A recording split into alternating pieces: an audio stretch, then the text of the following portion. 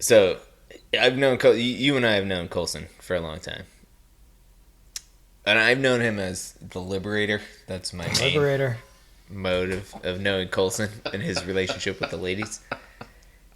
But he has now entered a new phase where he is in pickup mode 100% of the time. Pickup artist. Yeah. He's like the Terminator. Like, he just, like, looks around and he just, like, sees. There's, like, a feed going on. He's just like, yes. So we went on a hike. We were like, all right, let's go get some nature, you know. Let's do this. We had a couple of friends of ours who we hadn't seen in a while. Go on a hike. We go to this place that's called Washington Monument. It's actually the original Washington Monument. It's, like, out in the hills of... it's like along the Appalachian Trail. Yeah, really cool. It's like this like circular creation monument or whatever, and you can walk up to the top, and you have these beautiful views of the valley and all this stuff. And apparently, Coulson climbs up there, and he's just chatting up this lady who's out just for, came down from Baltimore for the day for a hike, and he's just like, "Hey, what's happening? How you doing? You come here often?" So, like, can I buy you a drink? So they're with their friends and the kid, and I'm off, like, talking for like 20 minutes with this lady. We're like, we're ready to. Coulson, you want to finish this hike? And on the way out, she was pulling out of the driveway at the same time we were in the parking lot, and she waved at me like I was the cutest thing she'd ever seen. Exactly. If only I lived in Baltimore. Yeah. Actually, I'm glad I don't live in Baltimore. What we got to do is we just got to get your cell phone in range, and maybe she'll pop up on Bumble. On Bumble? Yeah. Right. I just go park in downtown Baltimore. Yeah. Wait for you just got to change the mileage to like 50 miles. Right. Yeah. 200 miles, whatever. Yeah. Or maybe just get a different cell phone and leave that, put a SIM card here as well. So you can be 2 places at once or something. Yeah, so just prepare to... It'll be great. It'll be perfect. Yeah, so just prepare to... Y'all motherfuckers don't watch us play throughout the year, to tell you the truth.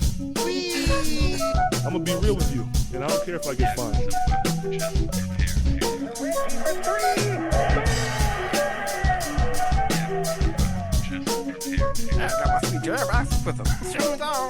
The train is off the track. I feel like you can't just like jump through Neptune and be okay. Just prepare to. What the show needs is more dogs and bears and chickens and stuff.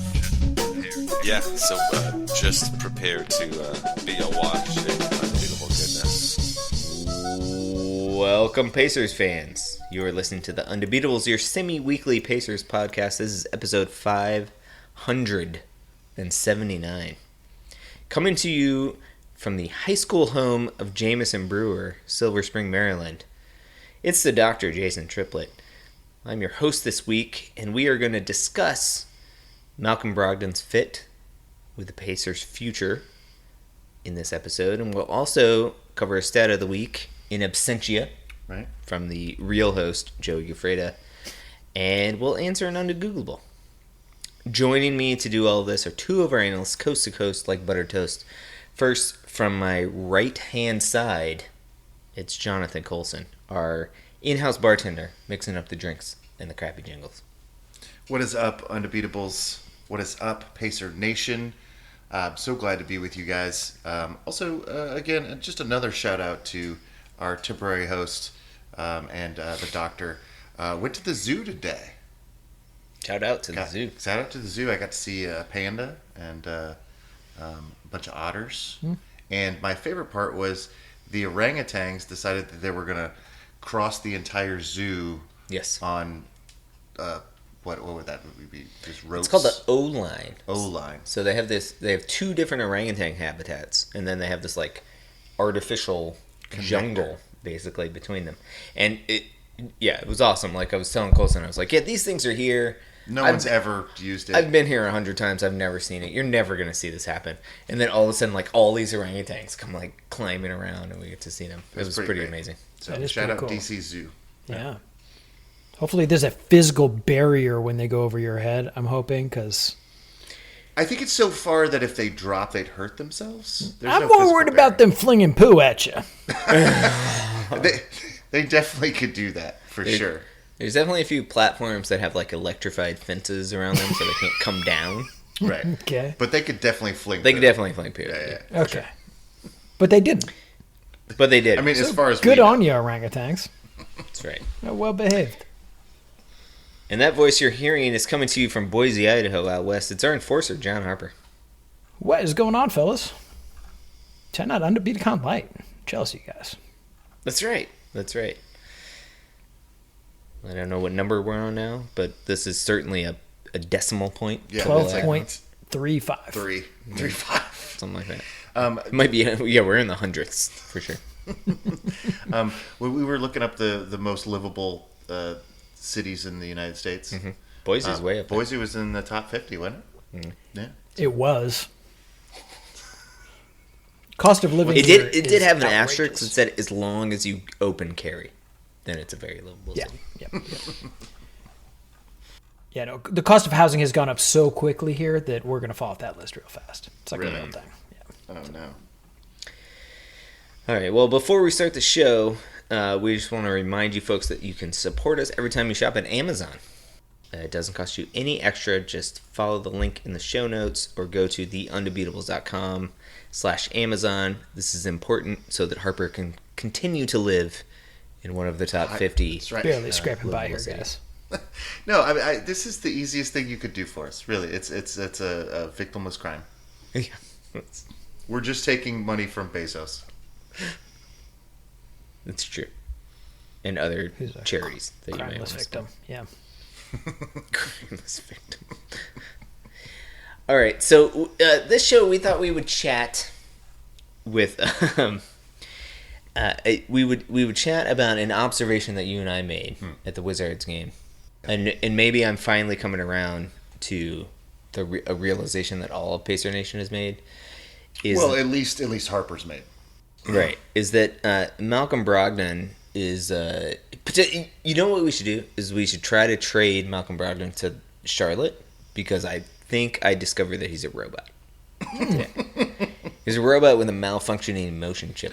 Yeah. His emotion chip is definitely broken. Yeah. I Can actually Joey reboot that? I don't think he can. Well, maybe he can. We can get him on it. He can definitely tell him to power down and power back on. Is he plugged in? Yeah. I would like to share my haiku life champagne of poems on a Thursday. Corner. The Brogdon Project. Does he fit this team of joy? Have we seen enough? Lots to think about there. Shots fired. So, yeah, I guess we've been going back and forth on this show. I have definitely vacillated between like, okay, we need to make Halliburton the guy that's our ball handler, that's our go-to guy down the stretch, versus it's nice to have two creators. Maybe Brogdon doesn't want to be the leader. Right, he doesn't want to be okay. alpha, but he just wants to be like, he could play the two guard and Right. and he doesn't have to be the leader of the team anymore. Yeah. You tried to convince us of that. I tried to convince myself of that as well. I think either of those, I think that is a possibility. What I fear is that we've now created this roster that is wants to play up tempo, wants to do creative things, wants to dunk the basketball in fun ways, Wants to push the pace. wants to do lots of things. And Malcolm Brogdon he's not programmed to execute that. And so I'm wondering if you guys agree that the top priority this season should be finding a new home for Malcolm Brogdon. This offseason, you mean? Yeah. So you and I talked a little bit about this, during the game and after the game. I think that an ideal two guard for Halliburton would be somebody who comes off screens and is ready to shoot, or gets the ball and is ready to go to the basket hard. Like, just makes quick decisions. Right. And that is the opposite of what Malcolm Brogdon does. He's a very methodical basketball player. And he's very efficient. I mean, that's the joke about him being a robot, right? I mean, it's a great three-point percentage. He's very good at getting to the basket. He figures out how to take a guy off the dribble, or he figures out what he wants to do, and is usually very successful at it. But it rarely comes off the action of other people. And I think that if he's not... I was coming around to the idea that he's a big guard. We could have 2 6'5" guys in the backcourt, and they're different styles, but maybe they could get along because they're both really good three-point shooters. After watching this game, and actually all week, concerned that Halliburton doesn't touch the ball in the fourth quarter. Yes. You've got Malcolm Brogdon closing games as the point guard, essentially. And not that he's not efficient, not that he didn't score games. I mean, he won that Orlando game for us. He got us back in the game we watched against the Washington. Detroit game. You know, Yeah. and the Detroit game. You know, he's very capable, but it doesn't feel like other people are touching the ball, particularly Halliburton. So I want to preface this by saying, like, Malcolm is he's just a kind of, he's a cool dude, man. He's smart and he's very likable in front of the camera. Like, obviously I've never had a drink with the guy, but I'd love to have a drink with the guy. He's very cool, and I like him a lot from what I've seen of him. My problem with Malcolm Brogdon on this team has always been that we kind of went all in on this guy on a point guard experiment, which I just never thought really made sense, right? He just never really quite fit that role. And now that we have a true one, splitting him out to an off-guard position, and I quibble a little bit, Colson, about his three-point shooting. He shot great in 18-19. He shot 42%, but 19-20, less than 33.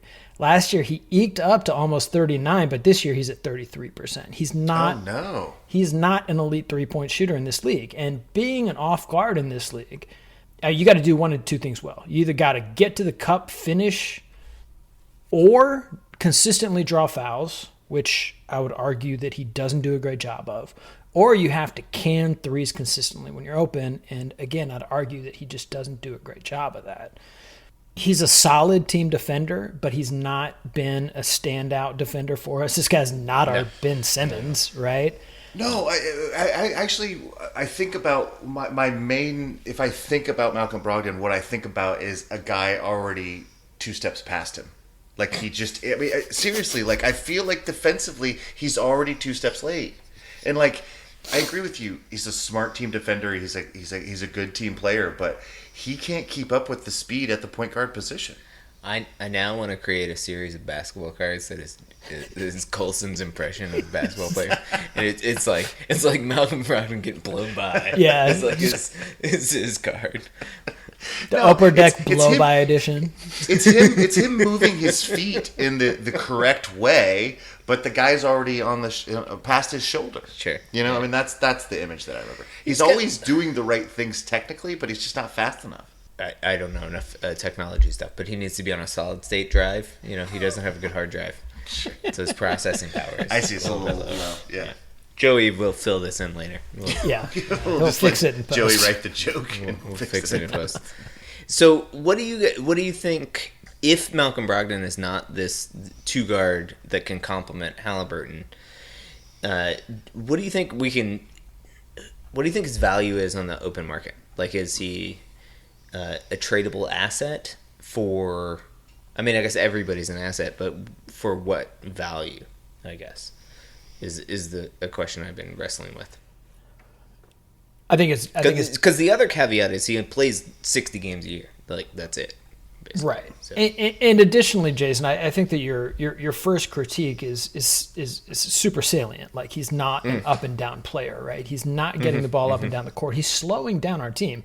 And in this day and age, if you can't shoot the three and you can't run the break and you can't force turnovers, you're a liability on 20 NBA teams just straight out of the gate. So that shrinks the market considerably. The other, 12 teams that are out there are going to be holding on to their picks pretty closely because they can't do the things that the modern NBA does. So ultimately, my argument is that it's going to be tough to get him to a place that he wants to go for the price that we would like to fetch. That's a really good point. I mean, I feel like this league is, this is a wonderful era for point guards, and I feel like almost every team has the point guard they want. Malcolm Brogdon came to us being like, I want to be a point guard, and they didn't let me be a point guard. Are we going to be able to trade him to a team that wants him as their point guard, even though this experiment failed? I think there are people that could use him as a 2 guard or as the 3rd guard off the bench or something that could play 1 and 2. But what is that? Yeah, I'm with you. That pool is very small. Well, I think you hit the nail on the head. He can do either one of those things, but in order to be on any kind of good team, he's coming off the bench, and that's not a role that he's going to be in love with either. And you're also going to get bench value in return in that scenario, right? Right. I mean, he was so those a aren't fringe those aren't great all-star. outcomes for either of us. He was a fringe all-star, his first year, second year as well, maybe? Yeah. But I don't think at this point you could get fringe all-star return for him. Well, that raises a question in my mind of, you mentioned this idea that in the fourth quarter it's Brogdon time. Mm-hmm. Like, we give him the ball and let him go. And since he's come back from this Achilles thing, he's put up numbers. He's been in the very game that he effective at plays. it. And I wonder if part of this is, a showcase, right, for trade value in the offseason.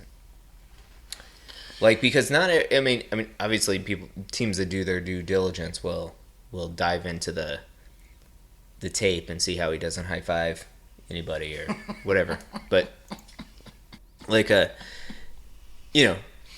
other teams Has never smiled in his life.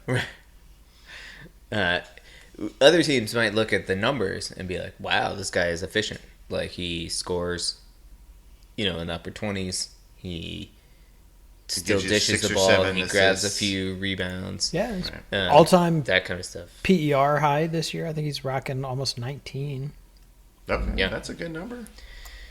So I wonder if part of who knows? This is reading a lot into the tea leaves, but perhaps part of the strategy is let's showcase this guy as a trade asset. You know who would love him right now? The Lakers.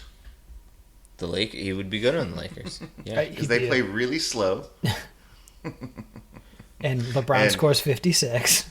Right. Yeah. And Westbrook is no good. It'd be great. Yeah. But if I don't know if only they had assets. Right. And if, maybe LeBron's leaving in the offseason anyway. I don't know. So the other guy, straight up for LeBron. Perfect. Nailed it. Yeah, there you deal. go. I was just saying we need a 3. Or we have a gaping hole at 3, basically. Yeah, so Duarte and Lance were out this game with injury. And we've been starting a 3-guard lineup, but... This game being the Washington game, yeah. Yeah. Correct. Yeah, this game being... Sorry, this comes out Thursday. But yeah, so we've been starting a 3-game lineup, but there's 0 backup at 3 at all. Buddy Hield played 40 minutes. And what did we do with... They played 35. I see what you did there. So And Brogdon probably played the other 8. It's so small. Like, I don't know what's going on. Can I turn So Terry that was Taylor into a 3? Can I turn him into PJ Tucker? Is that an option for me? We actually we talked asked about that question. Yeah, I don't know that he shoots the 3 well enough, and I don't know that he is able. He's not quick enough, I don't think, to defend 3s in general. He's awesome. I want more Terry Taylor in my life. Yes. I would love this guy to stay on the roster. Yeah, and let him play 4 off the bench. Heck, 5. Why not? He's 6'5" and He's rebounds like a monster. I mean, that's the thing, right? Being honest with ourselves and probably Terry Taylor, he's going to have to add something to his game at some point Yes. in order to be a relevant rotation player in the NBA. And that thing's probably maybe not a 3-point shot, but at least a solid 20-footer, right? He's got to be solid from 18, 20 feet. Well, I will say we got there early, so we got to watch warm-ups, and he's definitely working on that. Oh, yeah. That outside shot. I mean, when it's game time, he doesn't look at the basket from that. Well, far that was away, my main concern. We went to see this Washington game. We get there early.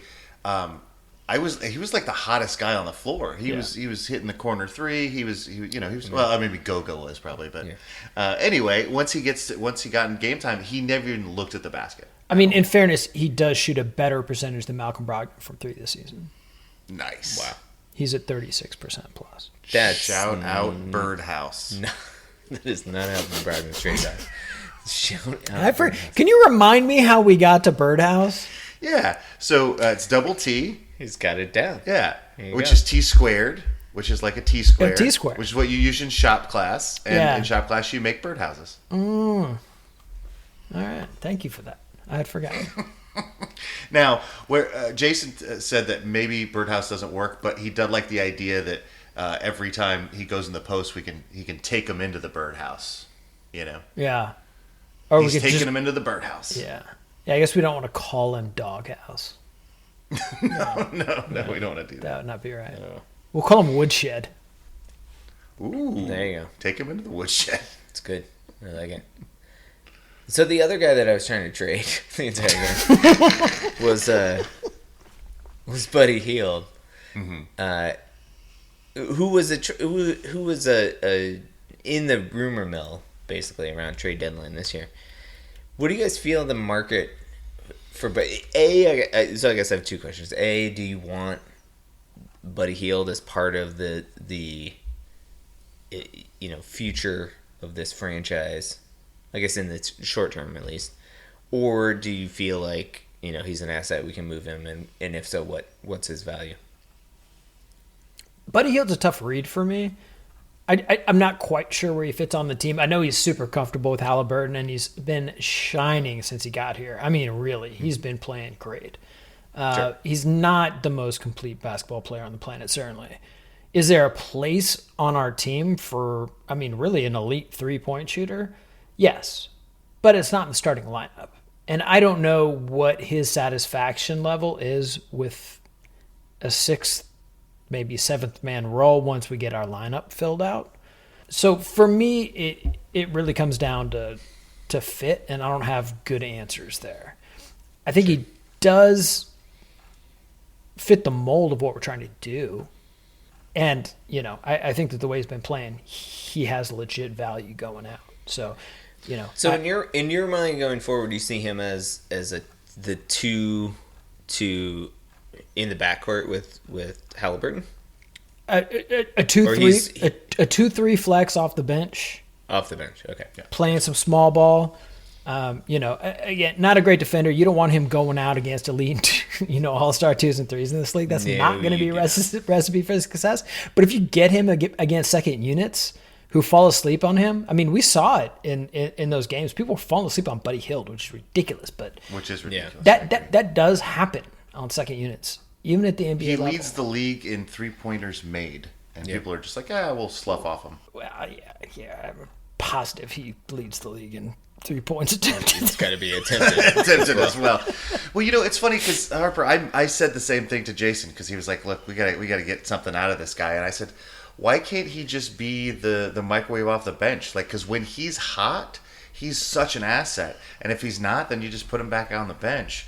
And Jason said, "Well, that's exactly what Gummy Bear is. That's exactly what Washington is, and we pay him like $1 million versus $20 million." Right. But for me, the salary cap's not our issue, and he's not Gummy Bear.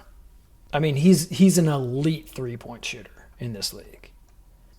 Gummy Bear's not going to have a lot of 19, 7, and 9 games or whatever it was that he had last week. He's not. Right. He can come off and hit 6 of 8 3-pointers, but he's not going to give you the other things. And I'll tell you what, especially in that second Magic game, and a little bit in that Wizards game too, he was playing some really unselfish basketball. Like, he was out there, he was passing up shots that Buddy Hield is allowed to take. He's green lit for, and he was trying to find guys and be a playmaker. And that's what I've been most pleased by from getting him. I thought he was going to kind of be a black hole. He's not been that. What I've been most pleased by is his. Yeah, he's been really interested in sharing the basketball, and that's good coaching, by the way. Shout out to our coaching staff.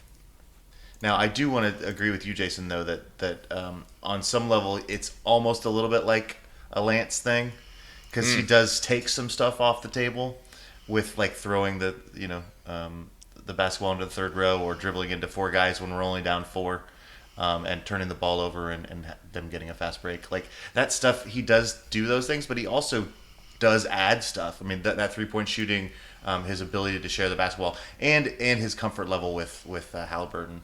I feel like he could be a guy that you have as I agree with, like your fourth guard.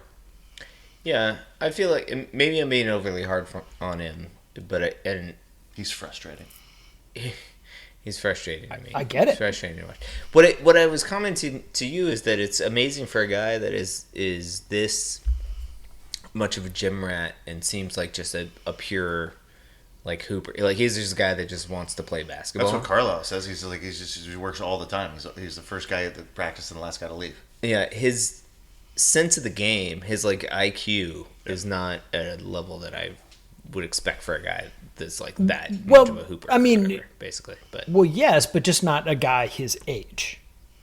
And the problem is that he's Sure. been stuck in the Kings franchise, and the guy needs coaching. And now he has it, and he looks legitimately better. So his PER, his career high, he was up to 17, over 17 in 18-19. He's just plummeted since, down to 12.2 last year. He's back up over the median this year. He's at 15.6. But since the All-Star break, I feel like he's getting better and better. I feel like the coaching is coming home. We've got a system that works for what he's doing.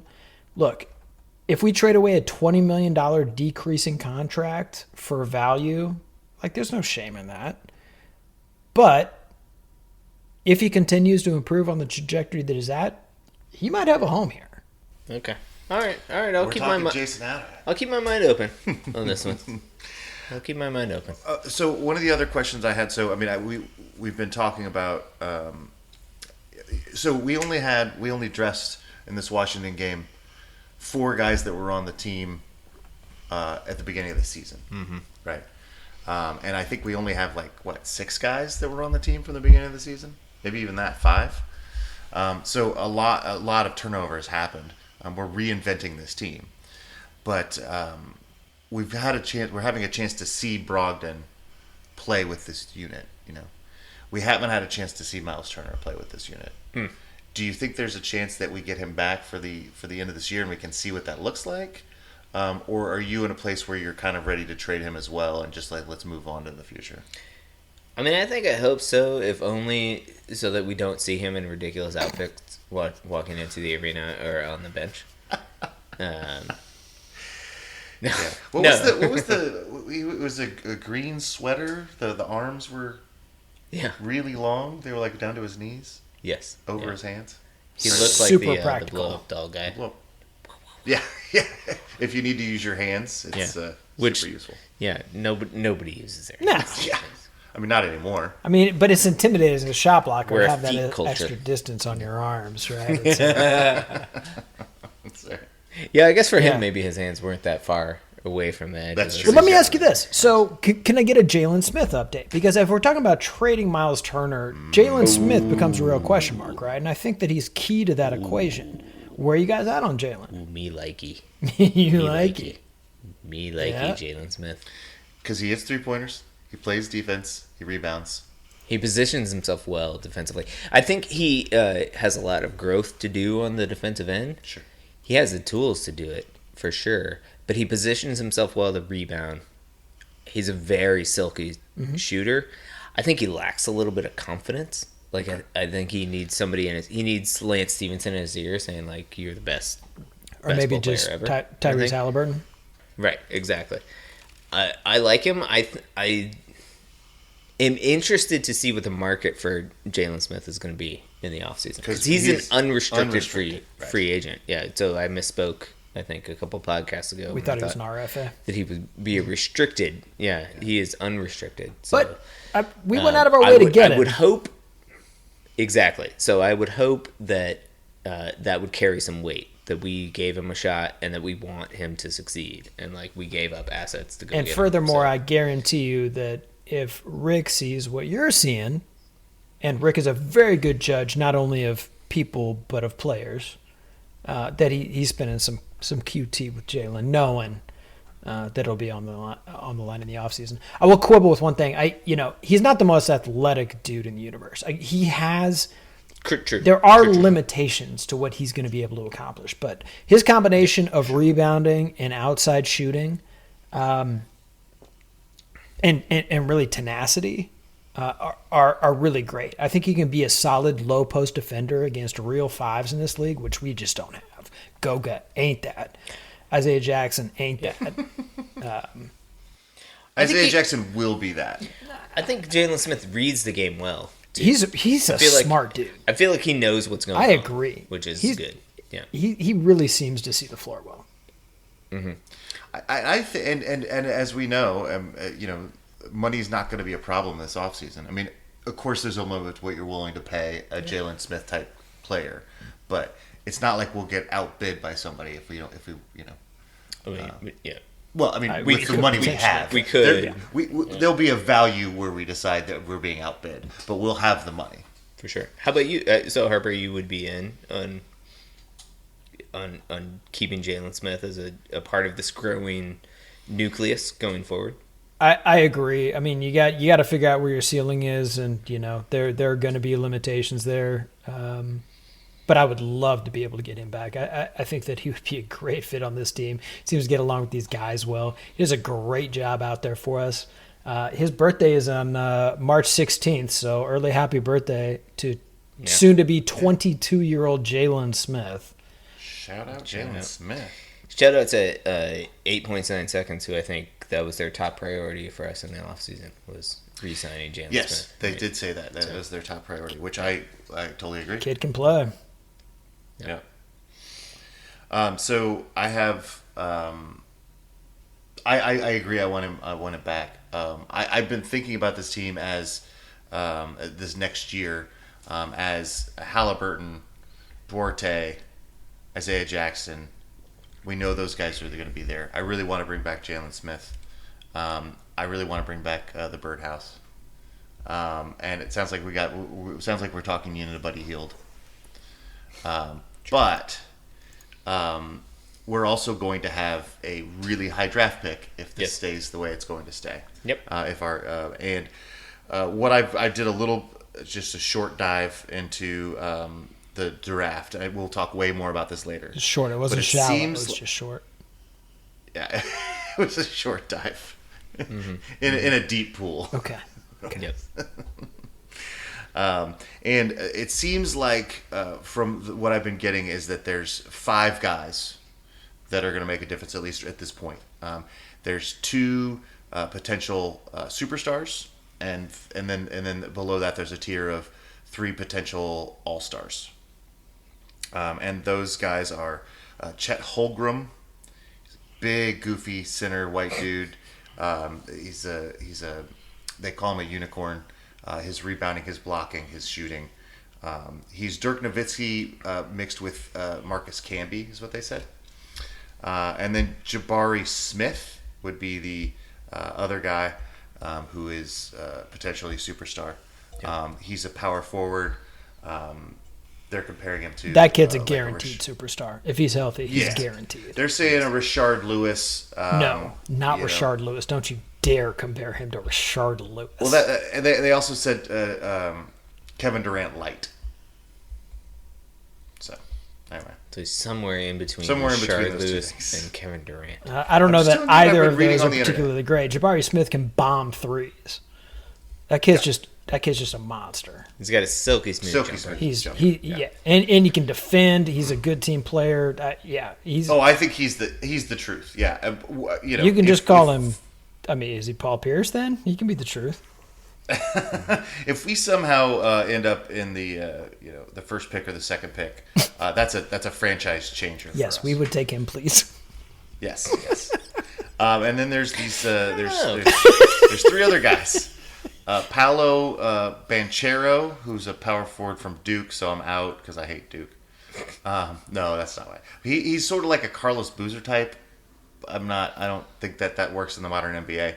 And then AJ Griffin, who's also from Duke, but he seems like the poor man's Jabari Smith, so I'd be okay with that maybe.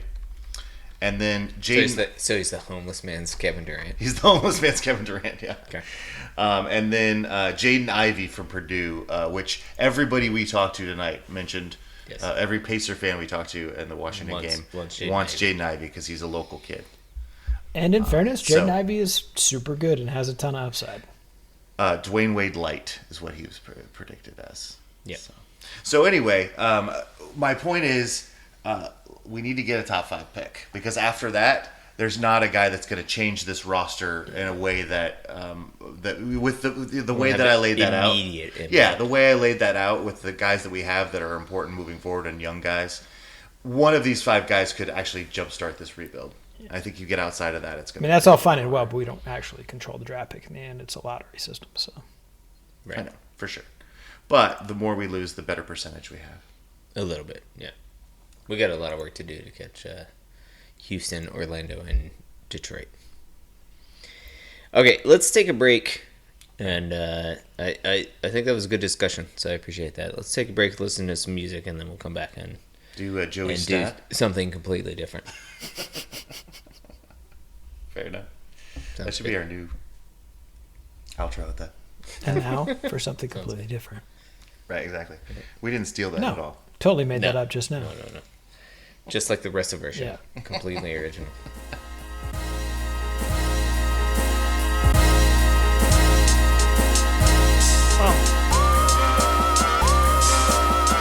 I'll be there just to lift you up. Come on. And ain't nobody else gonna bring you down, no. Even when I'm not around, you are gonna get there alright. I'll be there just to lift you up. And ain't nobody else gonna bring you down. And even when I'm not around, you are gonna get there alright. From the womb we were destined to lose. There's a loophole in the system that we never seem to use. I get confused when we're out selling rocks. Get confused when we're killed by cops. What's the meaning of it? What's the meaning behind treating us like dirt? Manipulating minds and tarnishing our worth. As if we asked to be a part of this plan. I can't apologize for the fail, but it wasn't your land to begin with. And now I'm off on a tangent, wishing I had written something different, but I didn't. So take heed to these words. My brothers and my sisters out creating a stir. We need each other in the long run, so stop hating on the progress that another one has done, because we'll never get ahead. Some are using God's name while they're killing all of us dead. I'll be there just to lift you up. And ain't nobody else gonna bring you down, no. Even when I'm not around, you are gonna get there alright. I'll be there just to lift you up. And ain't nobody else gonna bring you down. And even when I'm not around, you are gonna get there alright. I'm writing this verse because I know we're not perfect, but perfection's in the mist when it comes to your complexion. I know I didn't choose it, neither did you, but to claim it as your power reaches further than you. Why use scared tactics to disguise your own guilt for something you didn't do that your ancestors built?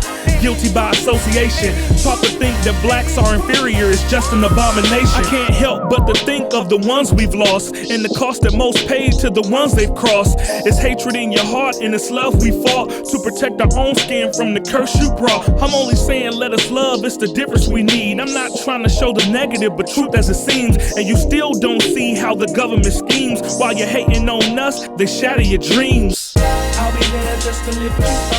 And ain't nobody else gonna bring you down, no. All right, we are back from the break. Joey is in absentia this week because we Slacker. Went to a game and had to record late for and, normal. Because it's like He's got like a midnight baby and stuff. and a job. Yeah. And a job. And I'm just shirking my responsibility. That's right. That's why I'm allowed to. Cheers. Cheers. Cheers to that. Cheers. But he did send in a stat of the week. He is not a shirker of responsibility, so he sent this in. Joey, stat of the week.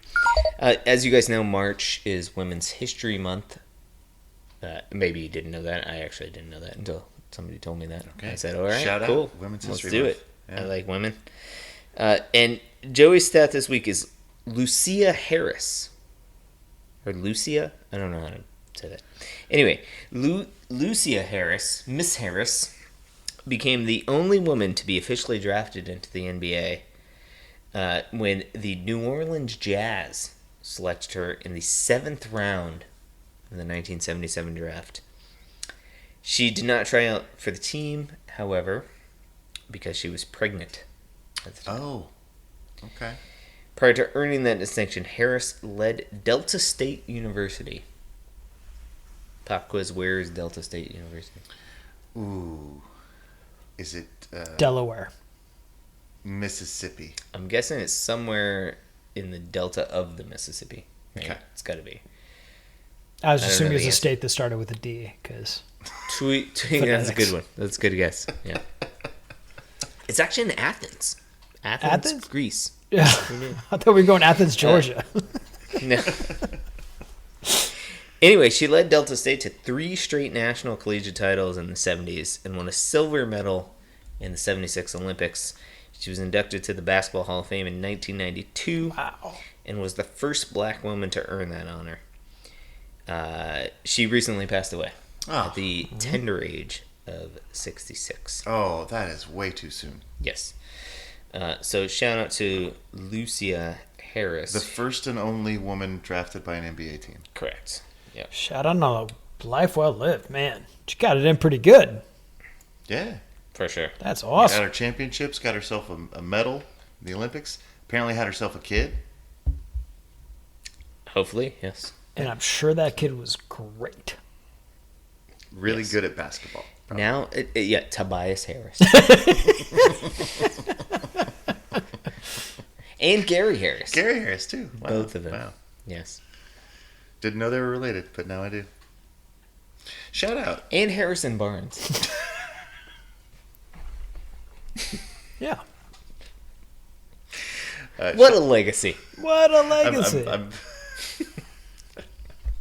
So, sorry to hear she passed away. I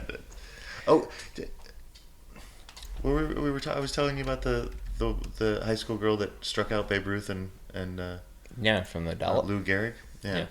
To link to that. Pretty cool. Shout out. Shout out women for Women's History Month. You've been hanging out with me all weekend. Yes. And I kept noticing that you would start to ask a question and you say no. No, I'm going to say that. I'm not going to ask it. Right. Is there something that now that we're here for posterity's sake For sure. that I can answer for you, perhaps in the form of an Undegooglable?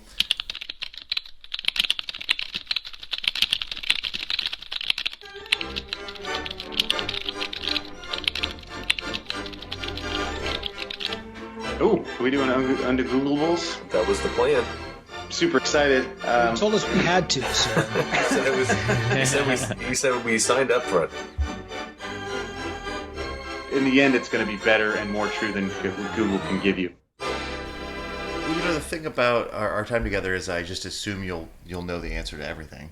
Mm-hmm. And so it's like, why even ask it? Why bother? Why bother? I'm just going to look like an idiot. Might as well look like an idiot on a podcast. Might as well record it. That's my strategy.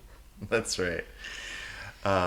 One of the things that I've been thinking about recently, and actually this occurred to me while we were at the zoo. What's the difference between a jungle and a forest? Because I feel like they're both a bunch of trees. Yeah. It's factually accurate. I think that's a good point. My instinct is that it's the kind of trees. Okay. In those different places. That I don't. So my guess is that forests are. No, I guess you could have an evergreen forest. I was going to say deciduous, and jungles are not deciduous. Ooh, help me with that word. So deciduous trees are ones that lose their leaves. As opposed to in the fall. evergreens, right? Pines. As opposed to evergreens, Right, which are never always lose green. their leaves. Right. Yeah. Okay. And I like that idea. jungles, I think it's warm enough all year round. Yeah. I don't think trees lose their leaves, so that they doesn't might be work in the non-deciduous tree family. Well, but- well, in that vein of warmth, I think what you're probably getting to is actually it may come down to rainfall. Okay. So you think that there's a certain amount of rain that constitutes a jungle? But like we call it the rainforest, not the rain jungle. Oh, that's a good point. I mean, do we call any? I mean, there's no such. I mean, can you name a jungle? The Jungle Book. Jumanji. Jumanji. No, you're right. You're right. I think it does seem that like you don't name those regions jungle, but jungle is more like a description of the stuff you have to hack through. Yeah, that's interesting. Is jungle actually just a pejorative for rainforest? I don't know. Jungle does seem like it's an indigenous word, right? To like say like Central America or whatever. But there's jungle in Southern Asia and stuff. Yeah, like that the jungles of Vietnam during the war. Right. Yeah. We didn't call those forests. No, yeah. But again, I'm wondering if there's a pejorative element here at work. I see. So it's because it's otherization. Just when you're mad at it. It's a jungle. When there's people this shooting forest at you, is really hard to hack get through. Like it takes me a machete to get through this forest. It's a jungle. It's a jungle. It's a jungle. Well, that does beg the question what the root of the word jungle is, whether it's connected to something that's well, and it's definitely a pejorative in other senses of the word, right? Like we talk about the urban jungle, which is basically to make it seem like a very dangerous place. Yeah, like a bad environment, or you know, it's a jungle out there, baby. Right. You gotta survive. Whereas a forest is what? East Coast evergreen. It's all zen. You can walk in the forest. Yeah. And it's usually definitely has seasons. So there was like an entire genre of like poetry and literature like centered on the like. Can you even write a haiku if you're not in a forest? Is that even allowed? Yeah. Is that against the law? That's true. I don't know. I mean, I think maybe all my haikus are illegitimate. Yeah. Well, they are anyway. Until I start writing them in a forest. You didn't marry the person the muse that That's right. What gave you those haikus? Why buy the cow when you get the milk for free? Age-old wisdom. Oh boy. Okay, so I like this. So we're gonna go with forests were invented by or a descriptor by invented by European. God, right. Invented by God, but Europeans in cold climates named an area with lots of trees forests, and then they otherized warm forests as jungles. When they went to conquer those continents in Africa and South Asia and South America. I don't know. I feel like jungle is probably like yes and no, right? So I think that yes, that happened, but I think that jungle was a term used by people that lived in those areas that were, or like something close to that we like adopted and stole. So the word jungle, like, what do you think the derivation of jungle is? Like, the way that the word is formed, like that could be German. Jungle.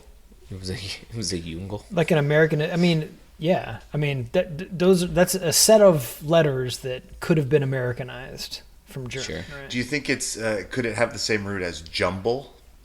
You know, as it this kind of confused, jumbled place. I don't know. It seems a stretch, but perhaps. Yeah. No. I mean, my point with the German thing though is that they weren't actually colonizers, right? Right. It was the English and the French and the Spanish and Portuguese. Yeah. Portuguese. Yeah. So I mean it may predate, you know, multi-continental colonialism, or it may not. No idea. Let's go with rainfall then. Okay, so jungle's a rainforest, basically. Yeah, jungle's a rainforest. Okay, yeah. That's what I'm going with. I like that. That was your first guess, and I think you're probably right. But then I came up with it's not a rain jungle because I'm a freaking dick. I stole Jason's. Jason was already halfway there. I just stole his thing. So, what is a jungle? So according to Britannica.com, forest is usually described as a dense growth of trees covering a large land area with a dry climate. There are tropical forests and rainforests. The word jungle usually described a tangled or overgrown mass of vegetation. Or 2, a style of dance music incorporating elements of raga, hip hop, and hardcore. Nah. There you go. So there's that. That was not real defined. I think that person was making that stuff up. Yeah. Britannica, I mean.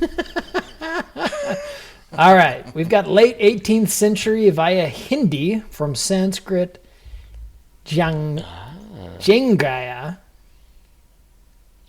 Okay. So the word jungle comes from Hindi. 1776, dense growth of trees and other tangled vegetation. So it is Hindi, certainly not German. I was not close on that particular guess. Jangala is arid, sparsely grown with trees. Interesting, because that's not how we use it today. Right. It's a colloquial term meant for describe types of rainforest with very dense undergrowth. The stuff you have to machete through. Basically, yeah. Figurative sense. Wild, tangled mass of anything is from 1850, meaning place lawless and violent is first recorded in 1906 from Upton Sinclair's novel, meaning hobo camp, is from 1908. Asphalt Jungle, Mr. Colson, is from 1949, William R. Burnett's novel title. 1950, John Huston made that movie. Blackboard Jungle is from Evan Hunter's novel title. I mean, you definitely could see how authors would take this and run with it, for sure. Sure. I mean, it certainly has, or at least apparently has no, geographical meaning. It's or scientific. It's not a scientific. It's definitely term. not that. Okay. So a forest is a scientific term about closely related trees over a large area, and jungle is just like it's just tangled. A jungle is just a pain in the ass. Yeah, exactly. That's where you've got all the overgrowth on the bottom. You can't really walk through it. You got to hack through it. But that's not even scientific. So because the rainforest is still a forest. Yep. Okay. So it's slang term for... It's a casual word for what scientists call a tropical forest. Okay. Okay, jungle is a tropical forest. But it's not a scientific term. No. There you go. See, if I'd asked you that, while we were at the zoo, you probably would have answered it and I wouldn't have been embarrassed. Sorry to embarrass you on live radio. That's right. Could you... ask the elephant question. Ask Harper the elephant question. What is the elephant question? Why isn't everything an elephant? I think we did that one already. How much food does an elephant eat? Trivia. Okay. All right, there's two kinds of elephants, right? There's an African elephant and an Asian elephant. Yeah. We're going to focus on the Asian elephant. Because that's the kind they have. Because that's what they had at the zoo. How many pounds of food do you think an Asian elephant eats in a day? So I don't go to zoos very often. Is Asian elephant are slightly smaller? Yeah. Yep. 150. Okay.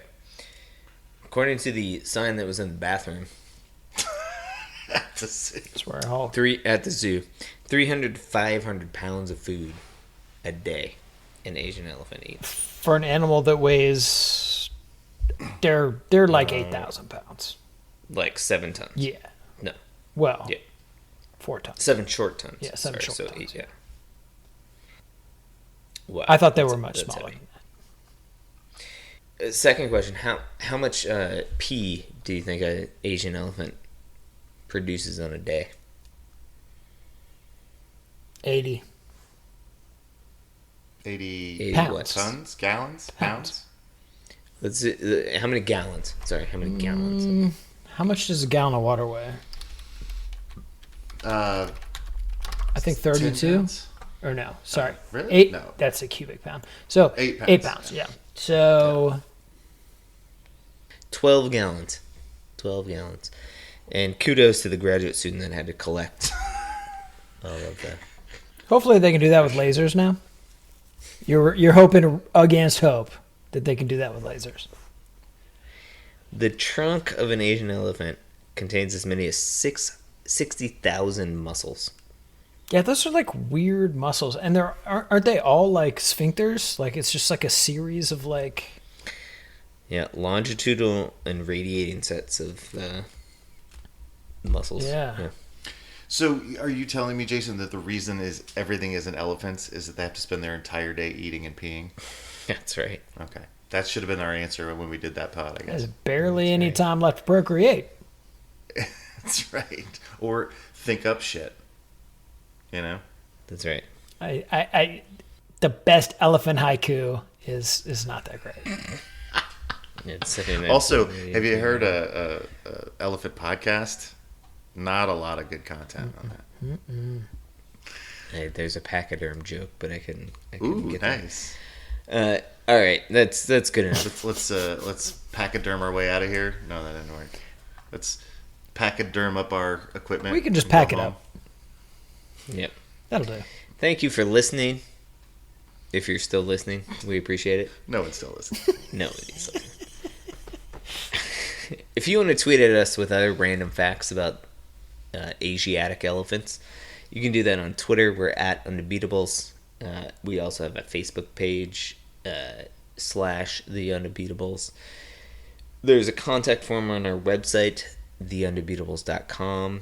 You can also email us at shoutout@theundebeatables.com. And if you want to get a t-shirt, just reach out to us on any of those platforms. Or just go buy it off the... Go to the website. We have a store. Yeah, we have a store. It's so easy. Yeah. Don't message me. Just go to the store. No. I also don't know how to get messages, so... For the architect, Donnie Walsh, and our once and always Hall of Fame coach, Bobby Sicklener.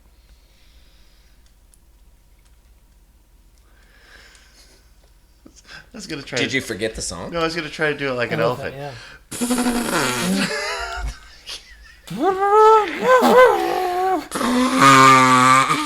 The lights, the party's over. I think you nailed it. Yeah. Okay. It's almost as good as the whale outro, right? It's way better. Way better. We'll just alternate I think we those clipped two. that one in. Yeah. Put that one in as the perma. The permo outro.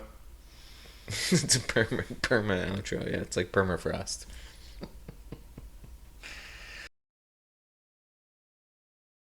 Did you know that? The Earth is 70% water, and none of it is carbonated?